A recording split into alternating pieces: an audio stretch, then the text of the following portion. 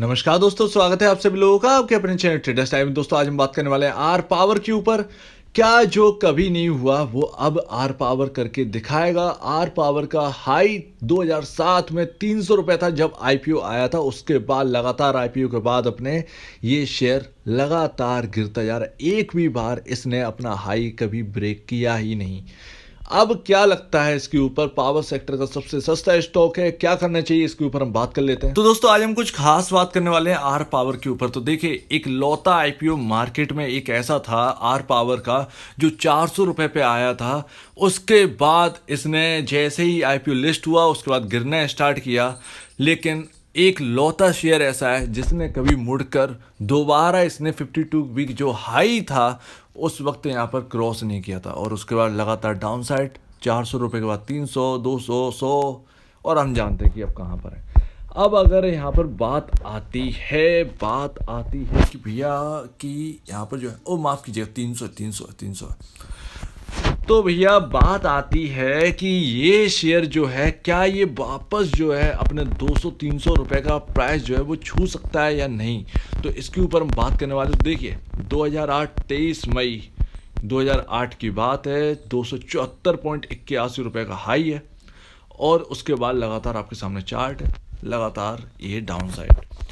अब हम बात करने वाले, तो इसका सबसे पहले आप कंपेयर करके देखिए टाटा पावर, अदानी पावर, इनसे कंपेयर करके देखिए। तो देखिए टाटा पावर एक प्रॉफिटेबल कंपनी है, लेकिन अदानी पावर जो है वो एक लॉस मेकिंग कंपनी है, फिर भी उसके पास वैल्यूएशंस हैं।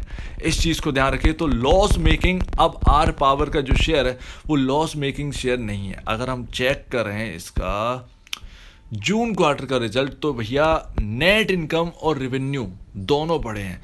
नेट इनकम यानी नेट प्रॉफिट जो है वो इनका बढ़ा है 753% का यहाँ पर रिटर्न दिया है। जून क्वार्टर, जून 2021 Q1 की मैं बात कर रहा हूँ, जो अभी हमने देखा। Q2 के रिजल्ट आने वाले हैं।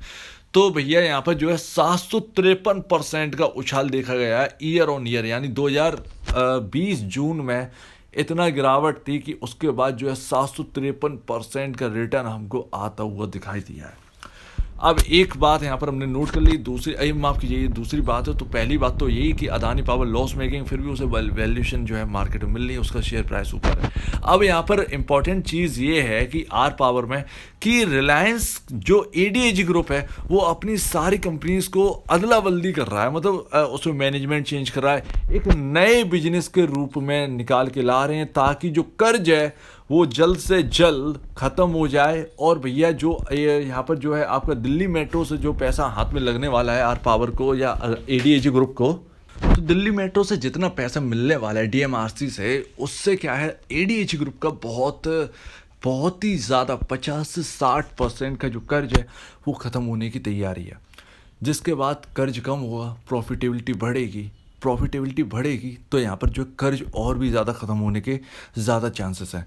यानी कि जो बिजनेसेस हैं वो सही होने वाले। तो मैं आपको बता दूं कि ध्यान देना है आपको आर पावर पर, आर कैपिटल पर और आर इंफ्रा। ये एडीजी ग्रुप की सबसे जानदार कंपनियां हैं। तो ध्यान रखिएगा, पावर सेक्टर के यहाँ पर जो है आप जानते हैं किस तरीके से वैल्यूएशन मिल रही है। तो यहाँ पर इसे ज़रूर बेनिफिट मिलेगा। हो सकता है कि इसके सारे फंडामेंटल सुधर जाएँ, सारे फाइनेंशियल इसके सुधरते हुए दिखाई दें, लगातार क्वार्टरली रिजल्ट अच्छे हैं, और हो सकता है कि जो इसने कभी नहीं कर पाया वो अब करके दिखा दे।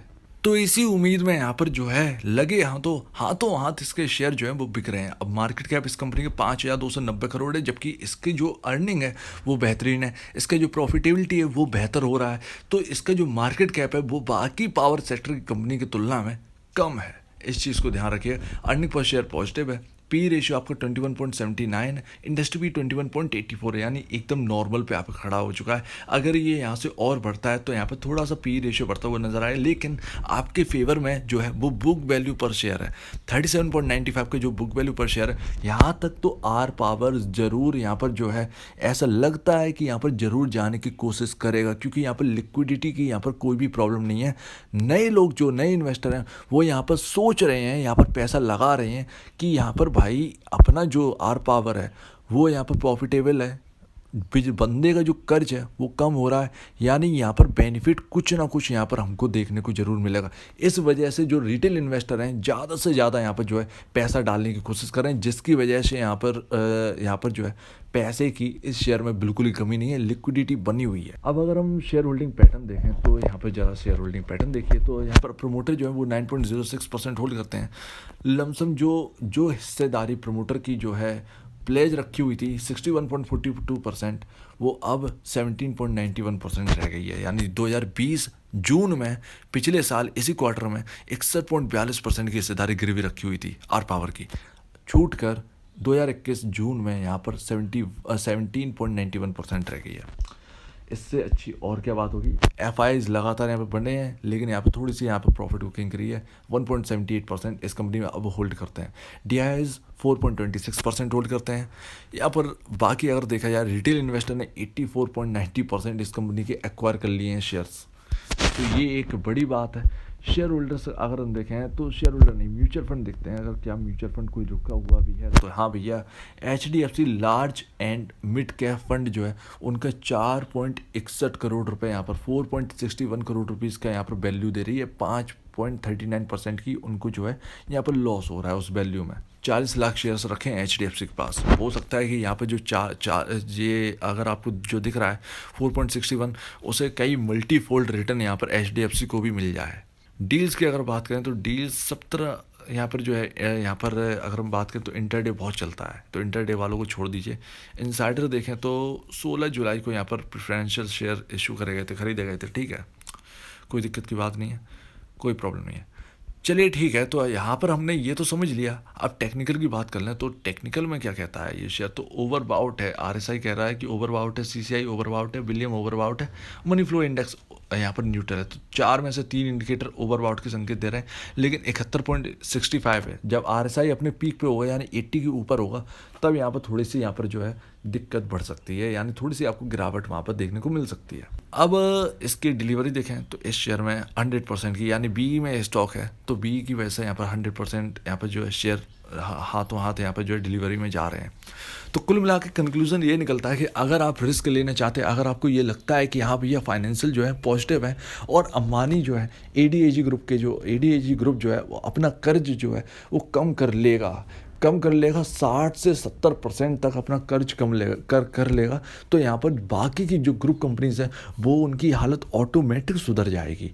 तो समझिएगा ना इस चीज़ को समझिए कि यहाँ पर प्रॉफिटेबिलिटी जो है वो यहाँ पर हर कंपनी की बढ़ने वाली है, क्योंकि कर्ज कम हो जाएगा तो प्रॉफिटेबिलिटी बढ़ जाएगी। तो इस चीज़ को ध्यान रखें। इस वजह से अगर आप यहाँ पर पैसा लगाना चाहते हैं तो आपके लिए ये शेयर बहुत ठीक है। पावर सेक्टर बूम कर रहा है, हो सकता है कि आपको ये मल्टीफोल्ड रिटर्न भी दे दे। तो ठीक है, यहाँ पर जो भी है अपने को यहाँ पर EPS जो है पॉजिटिव दिखाई दे रहा है, कंपनी पॉजिटिव आने वाली है, लोग कह रहे हैं इसके बारे में, लोग भरोसा कर रहे हैं इसके ऊपर। उस भरोसे को देखते हैं कि क्या करता है। लेकिन अगर आप जो मैंने वजह बताई, अगर सिर्फ आप इसके लिए पैसा लगाना चाहते हैं तो ये आपके लिए है। लेकिन अगर आप कहें कि अभी आप आ जाओ एकदम रिटर्न मिल जाए या कुछ भी आप जो सोच रहे हो, तो भाई ये पॉसिबल नहीं, क्योंकि खतरा जो है वो ADAG ग्रुप के साथ तो यहाँ पर चल ही रहा है। तो उसको खतरे को आपको खतरे के साथ साथ चलना पड़ेगा कि कभी भी दिवालिया, कभी भी कुछ भी हो सकता है। तो इस चीज़ को ध्यान में रख के यहाँ पर इन्वेस्टमेंट करें। बाकी कंपनी जो है पावर के हिसाब से अच्छी लग रही है, बिजली तो सब लोग कंज्यूम कर ही रहे हैं, ज़्यादा से ज़्यादा बिजली कंज्यूम अब होने लगी है। तो इस चीज़ को ध्यान रखिए, बाकी आपके ऊपर डिसीजन है। तो अगर आपको इस वीडियो में कुछ भी गलती लगती है तो प्लीज़ कमेंट सेक्शन में कहिए। कुछ पूछना है, कुछ बताना है, कुछ कहना है इसके बारे में तो प्लीज़ कमेंट सेक्शन में कहिएगा। और अगर आपको ये वीडियो अच्छी लगी तो लाइक करिएगा, चैनल करिएगा सब्सक्राइब, प्लस बेल आइकन को जरूर दबाइएगा ताकि आपके पास नए नोटिफिकेशन जो है वो आपके पास आते रहे। तो अब दीजिए मुझे इजाज़त। वीडियो देखने के लिए बहुत बहुत धन्यवाद दोस्तों।